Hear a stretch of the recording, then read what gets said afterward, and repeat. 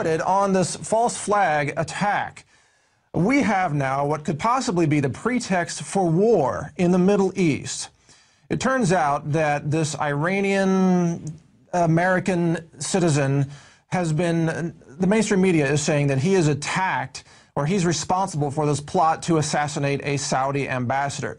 But the whole thing turns out to be just really not such an elaborate hoax. It's actually sort of a juvenile hoax. In fact, it turns out that this Iranian terror mastermind has been described as a drunk, pothead, hooker-frequenting joke, a scatterbrained used car salesman. Well, these are pretty harsh words, and this is in a story by Steve Watson that's up at Infowars.com right now.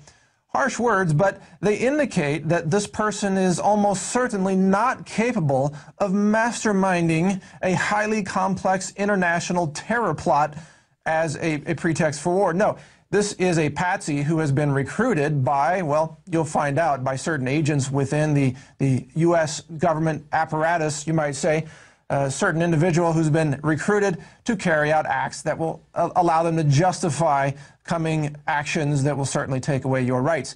Now, the story just doesn't add up. Even the New York Times is saying that the story doesn't really make sense. In a story entitled "Unlikely Turn for a Suspect in a Terror Plot," the New York Times reports that this seems to have been more of a stumbling opportunist than a calculating killer. So here we have an element of the mainstream media that's even questioning the sanity of this story, indicating that, yeah, there's a lot more to know about this. So stay with us here on Infowars Nightly News as we break this down more with Pepe Escobar in a segment coming up. But first, we have Vice President Joe Biden beating the war drums over this issue. Yes, some are using this as a pretense to call for war against Iran. And in fact, we have some video footage of Joe Biden explaining why he thinks this should be a justifiable excuse for taking aggressive action against Iran. All right, those were the words of Joe Biden yesterday in response to this, what is now becoming a rather apparent false flag attempt as a pretext for war in the Middle East.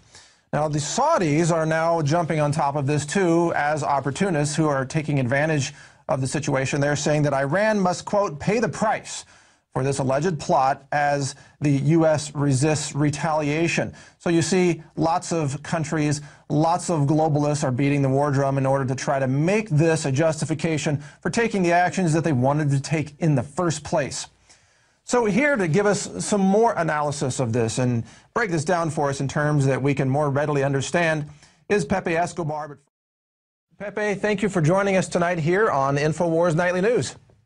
Thanks for having me, Mike. Pleasure being with you guys. Yeah, it's a pleasure to have you on. Now, you've offered some very interesting insight. Can you break it down for us here and explain how is Operation Fast and Furious and Attorney General Holder, how is this all linked into Iran and the situation that now seems to be unfolding with this apparent false flag assassination attempt? Wow, I wish I had 2 hours like the Fast and the Furious to try to break it down. Okay, let's try to do it in 3 minutes, right? Look, the American government wants the whole world to believe, public opinion all around the world, that washed up used car salesman from Texas with double nationality, running in American, with lots of problems, with bad checks, he cannot match his socks, he brags about everything, according to his neighbors and the people who know him in Corpus Christi, Texas. This guy was tasked by one of the most sophisticated intelligence services in the Iranian system, which is the Quds Force, which is the elite intelligence force inside the Republican Guards in Iran. So these guys, they tasked this lunatic to go try to find a Mexican drug dealer out of Central Casting somewhere in Tijuana or in Reynosa, offer these guys $1.5 million for a mob-style hit in Washington, D.C., in the nation's capital, against the Saudi ambassador, which is the most strategic ally of the U.S. in the Middle East. And on top of it, this guy promises the so-called Mexican drug cartel, which were not members of the Mexican drug cartel. These were DEA agents posing as members of the feared Zetas cartel in Mexico. Everybody who knows a little bit about Mexican drug cartels know they will never touch a political hit inside U.S. territory. Of course not. First of all, their turnover, their annual turnover is something like $40 billion or more. $1.5 million is pocket money. They will never deploy a band of Mexican muchachos, sicarios to D.C. to do this because they know that D.C. is one of the most fortified and police territories in the whole planet. They don't know if this is going to work. They don't know this Iranian guy. They are not sure that he has direct connections with the revolutionary guards in Iran. And on top of it, the guys promise them, look, we have tons of opium, and I can bring you these tons of opium, maybe what, on an Iran Air flight from Tehran to Mexico, well, Pepe, hand it over to the cartel. It's so absurd. The whole thing is absurd. Yeah, exactly. The absurdity of this is what's so striking here, that the whole story falls apart upon any kind of real scrutiny. And you, as a journalist, your job is to scrutinize these situations, bringing in your knowledge, your cultural knowledge, your geographic knowledge, all the research that you've done as well. But why does, in your view, why does the Obama administration believe that it can get away with something that is such an obvious hoax?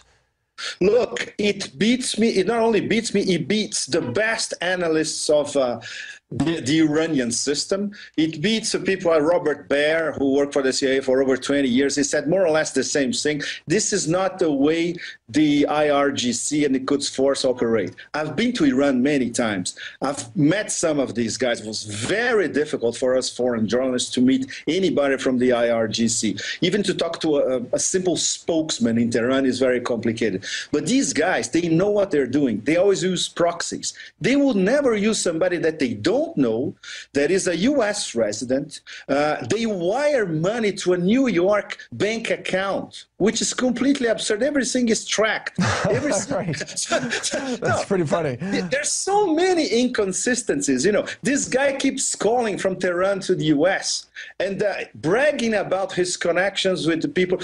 When you are an operative for the IRGC or the Quds Force, you would never brag that you are part of them. Of course. That's why they're so good, because they work in secrecy. They have lots of agencies all over the Middle East. And of course, we don't know that, but they might have undercover agents inside U.S. territory, and certainly in Mexico. But they do have in Venezuela, for instance. Pepe, but these people are ultra secretive, you know.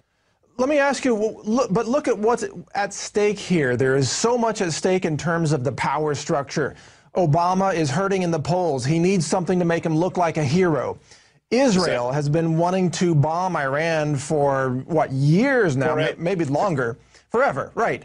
And this could provide the pretext to them. The military-industrial complex wants a reason to order more missiles to replace the missiles that they're probably going to launch if something happens. I mean, there are so many major players here that stand to win from this. It seems like that alone provides suspicion to the motivations behind these acts. Absolutely. If we follow the money, there are so many people who will profit from it. You enumerated some of them. Don't forget the House of Saud, because the House of Saud, they are in a mortal confrontation with Iran for decades now. They consider themselves to be the true guardians of Sunni Islam, of the real Islam, the pure Islam, because they guard Mecca and Medina. On the other hand, the Shiites in Iran, they think they develop the purest form of Islam. So there is a religious conflict, there is a geopolitical conflict for supremacy in the Middle East, and of course, there's the Arab Spring element. What happened after the beginning of the Arab Spring? The counter-revolution was started by Saudi Arabia. They told the U.S. bluntly, look, this Arab Spring bullshit is not going to work here in our backyard, the Persian Gulf. We rule here. We are the top dogs. You can do anything you want in Northern Africa.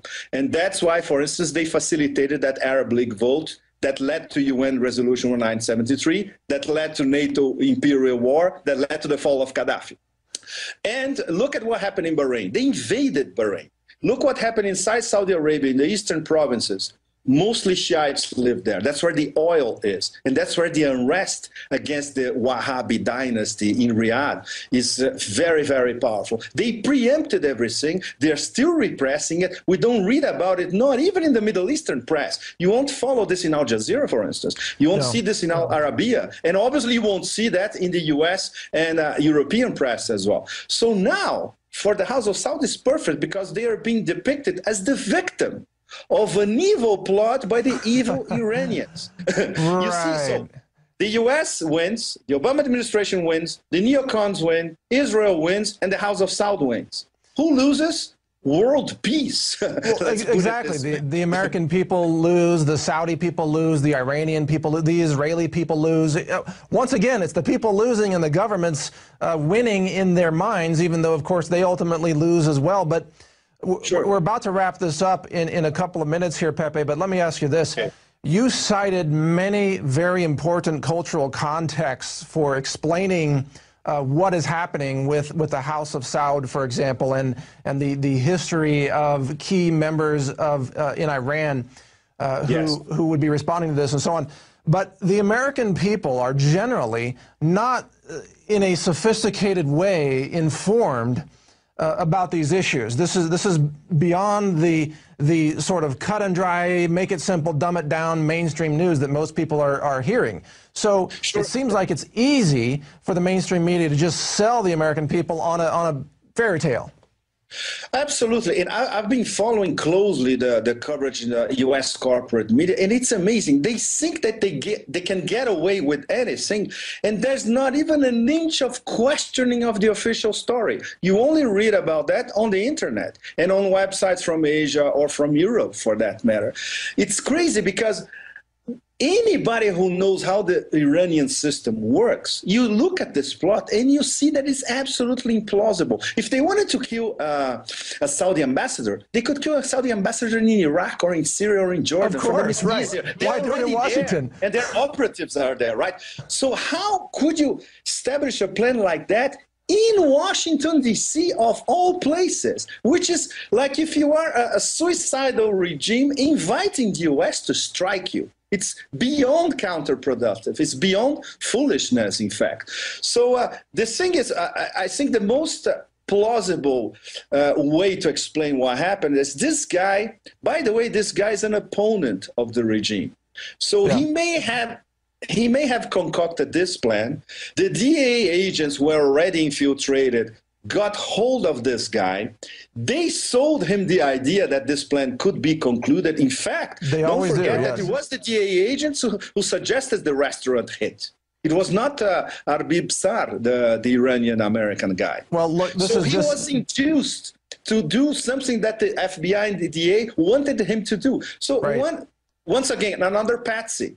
So another patsy, you've nailed it. That's the pattern that we're seeing here. Another patsy set up by the very, quote, authorities in the United States that claim to be protecting us from terrorism are actually creating these patsies and then blaming them to justify it. It's incredible. Pepe, I apologize that we only have this short segment with you. I know we could talk about this for hours. Oh, yeah. I also know that you're a welcome guest back here on InfoWars, Nightly News, and the Alex Jones Show, so I know we'll be talking to you more, or Alex will probably. Thank you for joining us tonight, Pepe. My pleasure. My pleasure, Mike. Really great to hear from you. All right, take care. All right, that was Pepe Escobar, a reporter for Asia Times newspaper, joining us from, I believe he's joining us from Brazil tonight. Just an extraordinary amount of information coming out about this issue. Now,